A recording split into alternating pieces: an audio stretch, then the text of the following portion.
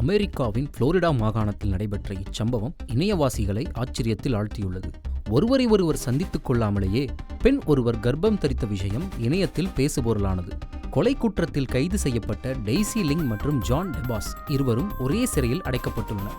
இருவரும் 2022 சிறைவாசம் அனுபவித்து வருகின்றனர். ஆனால் கடந்த ஜூன் மாதத்தில் டெய்சி லிங் டெபாஸால் ஒரு மகளை பெற்றெடுத்ததாக அமெரிக்காவில் உள்ள தொலைக்காட்சி நிறுவனமான WSVN தெரிவிக்கிறது. அந்நிறுவனம் இவர்கள் இருவரையும் நேர்காணல் செய்தது. அப்போது இருவரும் சிறையில் இருந்தபோது லிங்கால் எப்படி கர்ப்பம் தரிக்க முடிந்தது என்பதை அந்த நேர்காணலில் விளக்கினர். லிங்கும் டெபாஸும் அவர்களது செல்லில் உள்ள ஏர் கண்டிஷனர் வெண்ட் மூலம் ஒருவருக்கொருவர் பேசுவதும் ஒரு சில குறிப்புகள் மற்றும் தங்களை பற்றிய ரகசியங்களை பரிமாறுவதுமாக இருக்க நாளடைவில் இது காதலாக மலரத் தொடங்கியது.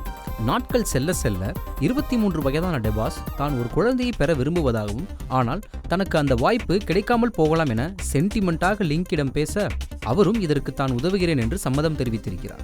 இருவரும் தங்கள் செல்லில் உள்ள 2 துவாரங்களுக்கு இடையில் ஏசி வெண்ட் வழியாக பிளாஸ்டிக் ரேப்பில் சுருட்டிய தனது விந்துவை டெபாஸ் அனுப்ப லிங்கும் அதை பெற்றுக்கொண்டு தனது பிறப்புறுப்பின் வழியே உள்ளே செலுத்தி இருக்கிறார். இவ்வாறாக டெபாஸின் குழந்தையை கடந்த ஜூன் மாதம் பெற்று அவரின் குழந்தைக்கு தாயாகி இருக்கிறார். இதை பற்றி லிங்க் கூறுகையில், இது எப்படி வேலை செய்தது என்று என்னால் நம்ப முடியவில்லை, ஆனால் நடந்துவிட்டது.